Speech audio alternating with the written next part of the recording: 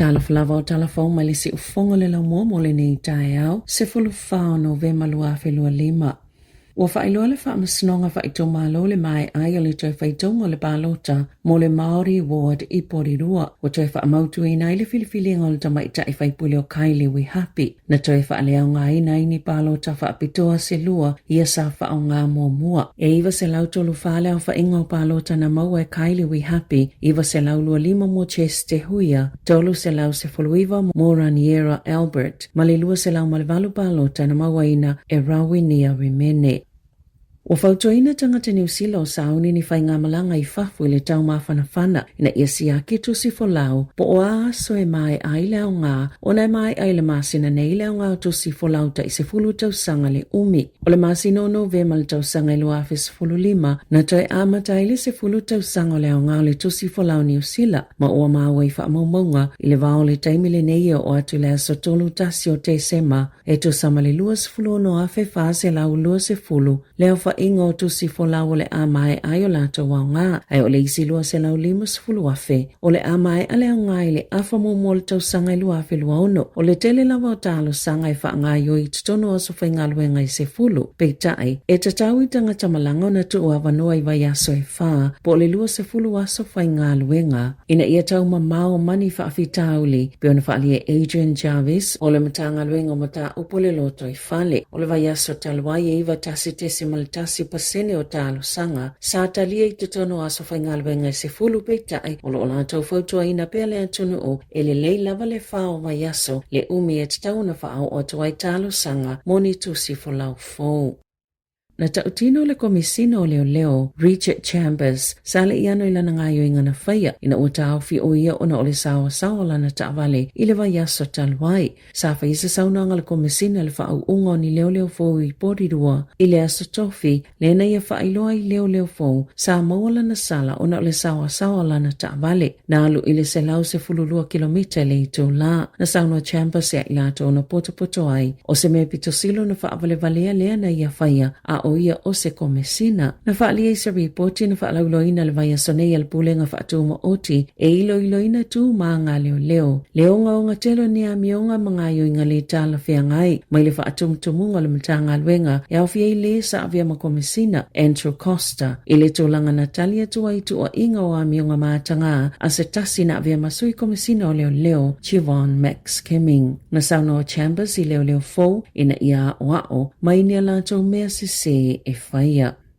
Ua taliaina le malole te leo fautuanga mai leo whainga se fulu maleiva, mai se iloilonga na whaia i awala o whaatino ai ngā luenga whale tupe, ina ia whaaleleia ia lātou whainga whaatauwanga i tutono ia lava au nanga. E au fia le whaatulanga ma whaamanino le leo whaamatalanga mata iala, e ilo ile ngā whatia le tangata ona tutongi ni aita lafu, ma ia whaafaingo fia fwoi na whaatusa no ngā tupe, i le vao whale tupe, o le whaamalo si atile o le Kiwi Bank e ala i Inivesi, ilo tau e tutongi, ma polo fiti i teo ngā tupe, ia e whaangaioi ia sa uma, ma isi lava whautuanga e peona au mai le iloilonga, na whaalia le minister o whainga whaapisinisi ma tangata whaatau, o Scott Simpson, o le ato si atu i whale tupe, ina ia tautua nai whaatulanga ma whaama otia lato whaamatalanga tau tupe, ma wha o ngā whainga whaate kunolosi, e whisosoni e tangata lau tele, ia ma whaiono lato whaatusa ni vaenga o fuatu e whale tupe, whaapea ma vanua ino no ngā tupe, i tutono whale tupe ese.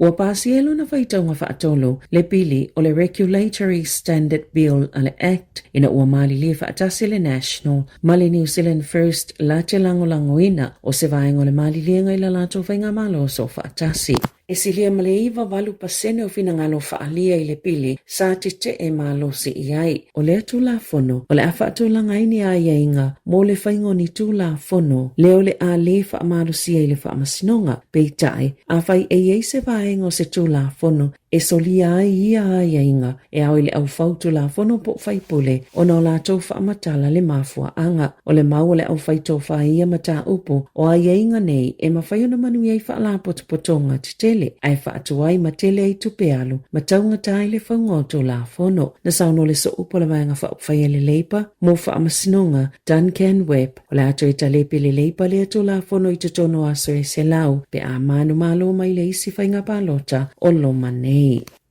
E o atu le selau fase fulu tangata o le ao no malolo mai ala tau ngā luenga. Ini suinga pitu titele ua whaia nei ele tine i mū ma au nanga mo whaalaulau whaafosei. E lua selau wono se fulu wono i tū launa mauele le i tōni usila o ni pepa o whaamatanga le fence o lo ta ua ia suinga. Na whaalia iunia tangata whai ngā luenga e tele lava a fianga. E ono o iele whaala potopotonga lo pito sili o na whaalangolango i ele atuna o. Pe atu tupu ni whaalawelave whaafosei. E lua vai aso utu watu i tangata whai ngā luenga i whailo aini o lātou finangalo i suinga ua fōla sia. Ele o a fiele vaenga tine i mūie tutongi fautuanga i whaamalolo ai mai a lātou ngā luenga. Whaapea i lātou e tali ina telefonia le tasi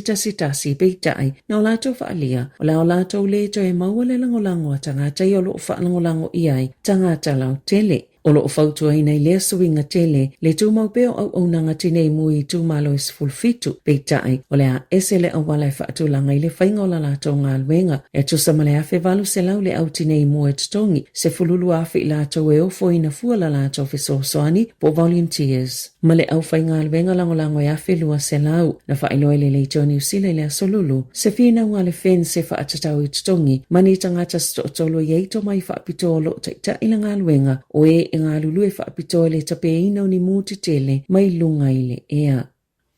I le Pasifika, whai mai sewe potas whaala potopotonga malo whaatasi le UNICEF o le to'atele lawa tamaiti ta ilimanga i le ta isfulu iwa tau sanga le mātutua e tino puputanga ele pe obese i le lalolangi e no nofo le ini atunu usetolo le Pasifika wa ta ua le ripoti o le Feeding Profit, How Food Environments Are Failing Children 2025 e tūlanga mua tamaiti ini we i le pita to'atele i tau sanga peona ta ua e maua i le tino puputanga ele. Po o le mamafa ato tino, nailo le mamafa e te tau na iai e fua yo lātou tau sanga. E awhi ono se laule au whaingo tangata niwe, e lata i le whase fulu paseno ta maiti matupulanga e puputanga ele. Lona lua i ele ato koki po o koki airane, e tolu fitu pasene, manauru e tolu pasene, wata ua le ripoti. O le mafu anga autua le tino putanga ele i le lalulangi, po o le lapo poa ma le mamafa ato, nailo le mamafa e te tau na iai e fua yo lātou tau sanga. Ona o le suinga mai tau mafa sa masani ai, ini mea ai tau ngofie, tau mafa wha tau mai fafo, o vai inu sua malie, ma tau mafa ngausi mai masoa, suka nga o maisi, na whaalie Sir Colin Tukuitonga. O se popolenga tele le Pasifika le tino putanga ele, mai le whaingo fia fo ile sa ilinga o se fofo. E ui lava i tau mwhainga pito sile o na tala whianga ia le tele o tangata peitai. E fōlinga mai ele o maua lava le awala e tau fio fia le vavele si iti o le tino mamafa, ma le tino puputa i tamaiti whaapea matupulanga tala vau. O se tasi o fofo e mawhai o na whaatino, o le whaia le whainga malo o se la fonga i tau mawhai le mawaile o la malo loina, e au fia i vainu sua malie, pe ona sauno o toko i tonga. I Ta'alonga,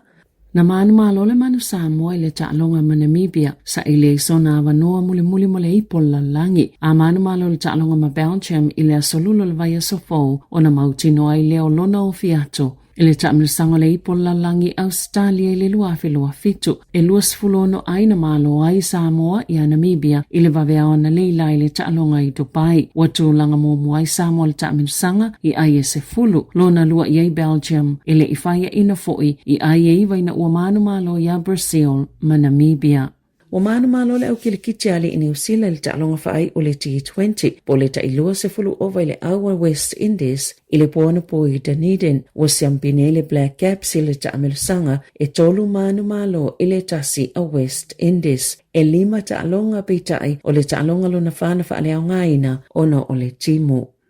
O le ato e kapetenina Scott Barrett le olopeleki mo le Ta'alonga i le vaveao le sama Engilani i Twickenham o le olopeleki u filifilia mo le Ta'alonga Ethan De Groot, Cody Taylor, Fletcher Newell, Scott Barrett o le kapeteni, Fabian Holland, Simon Parker, Adi Savea, Peter Lakai, Cam Roygard, Bowden Barrett, Lester Fainga Anuku, Quinn Tubaya, Billy Proctor, Leroy Carter, Will Jordan, o lau whaaleo Samisoni Tauke Aho, Tamaite Williams, Basilio Tosi, Josh Lord, Wallace Titi, Cortez Ratima, Anton Leonard Brown, Damien Mackenzie. Talafo wia maili si ufongole la mua, mole nei tae ao.